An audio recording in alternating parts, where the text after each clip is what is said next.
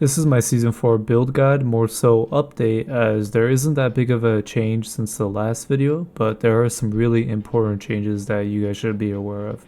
I'm going to keep it short for you guys since this is kind of a sleeper season in my opinion. No, I'm not using Boltcaster for two main reasons.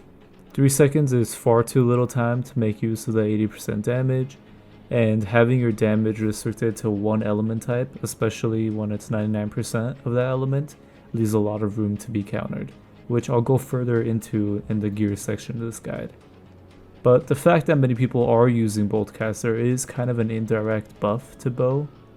The odds of you running into a 40 through 50% thrust player is much lower now because usually those type of players hate bows and muskets, but now they're gonna have to drop some of that thrust resist for lightning resist, so they'll probably have like 25% lightning resist and 25% thrust instead of just a capped amount of 50% thrust and physical aversion. For weapon artifacts, I'm running Finisher Rapier, mainly because of this 15% permanent damage buff which affects both of your weapons, and you can keep it up with the Keenly Jagged on your bow. I'm still using Refreshing Move on it, but I'm seeing a lot of people put play crits on theirs, which is a little questionable, but if it works for you then no biggie. I'm also using Energizing of Shot as the third perk on my bow too, but you can feel free to use Enchanted if you really want to. This is a very stamina surplus build, as you'll see in a second, so it's all up to personal preference, and I just end up preferring the stamina. For gems, I'm choosing to split my damage 50-50 as it's the best of both worlds and has the least amount of counters. The 8% dot is mandatory, but make sure the element of that dot is different on both your weapons because they don't stack. Regarding armor artifacts, I like Tumblers because it's a 600-ish heal on basically no cooldown. The reason I prefer it over Featherweight is because of the potential it has. Featherweight is around a 5% extra EHP difference, which is around 900 health. So basically if I proc Tumblers at least twice in a fight, it's automatically better than Featherweight, and any proc behind that just makes the gap bigger. For accessories, Endless Thirst sounds good on paper, but you can't put Healthy Toast on it, which is really bad. Ankh is nice, but it makes you pick between protection or stamina recovery, and obviously you have to pick stamina recovery, so you're gonna miss protection. I like the universality of having different protections, so I'd rather not use Ankh. The actual perks on my ring and earring are the exact same as they usually are. Everything here is pretty self-explanatory. Gear-wise, we're looking at 5 shrinking heals. The buff to 7 seconds turned it from a good perk to an almost mandatory perk, but you'll find a lot of people don't agree with that because they're stubborn and invested a lot of their money in a build that's not good. For my secondary perk, I'm running for Elysian version, and the rest is just normal stuff. 1 skill perk, Shirking Energy, and then the random shit that Tumbler has. And whatever leftover slots I have, I put health on, which in this case amounts to 2 health. For armor gems, I'm running 4 opal and 1 onyx with full energizing ruin glass. The ruin glass is a bit up to personal preference, but I highly recommend using at least 1 energizing, mainly because there's lots of clutch scenarios where you're 1 stamina away from stabbing yourself out. The rest you can put range damage, but I would definitely not recommend LE damage unless you're using Boltcaster.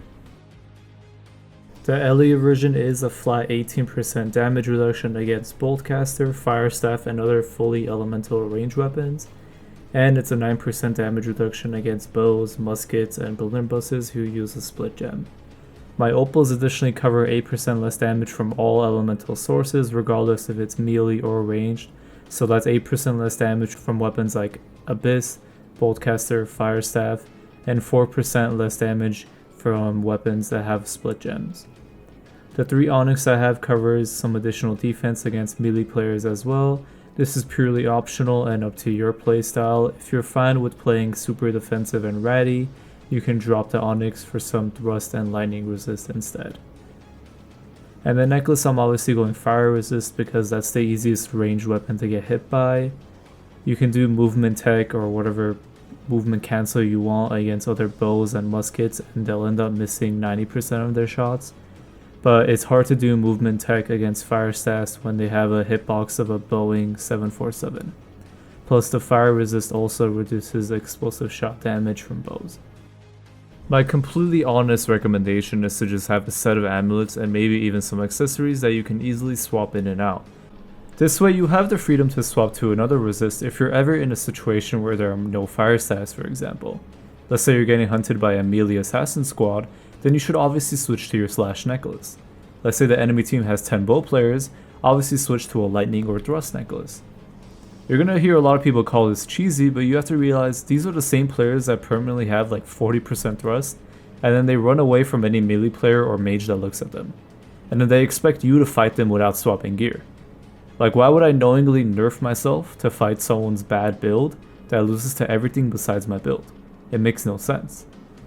If your build is threatened by a simple swap of a necklace and maybe a ring or accessory, then maybe you should reevaluate your build.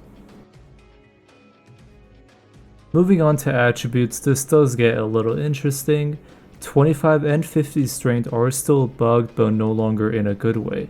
50 strength doesn't do anything, and 25 strength on the other hand previously boosted heavy damage by 10% and light damage by 5%. Now it only boosts both damages by 2%.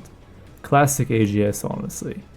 But anyways, because of that, I'm dropping 25 strength and then also dropping 35 con to get 50 focus. This 10% extra healing affects striking heals, all the pots I use, and even tumblers. And I can justify the 900 health loss from going 240 to 215 con with that 10% extra health. As long as a fight lasts long enough where you go through 2 rotations of pots, then this 10% prevails, not even accounting for any shirking or tumbler procs. And yes, this is the second time you're hearing that phrasing. This build shines in fights that last long, which is pretty much any fight against good players. It's also a very solo-centric build. The second you involve a pocket healer, the less these micro heals matter in the long term. At that point, you're better off running featherweight and more pure damage reductions. Also, might as well mention this, I know I said 25 strength is bad, but if you're investing in decks after 350, then I would still get 25 strength first. Simply because the 25 points here end up doing more damage than 25 decks after 350. So if your build is 400 decks and 0 strength, then there is no reason not to switch to 375 decks and 25 strength. Skill trees are the same. I think I changed one Rapier node. I forgot which one, but this is my new tree. Around 90% of the time when I look at another dude's tree, in my mind I'm like, what the fuck were they thinking? And I remember having that moment with myself concerning that one node on my Rapier tree that I fixed. Anyways, thank you all for watching. Thank you for 30k subs, and happy holidays.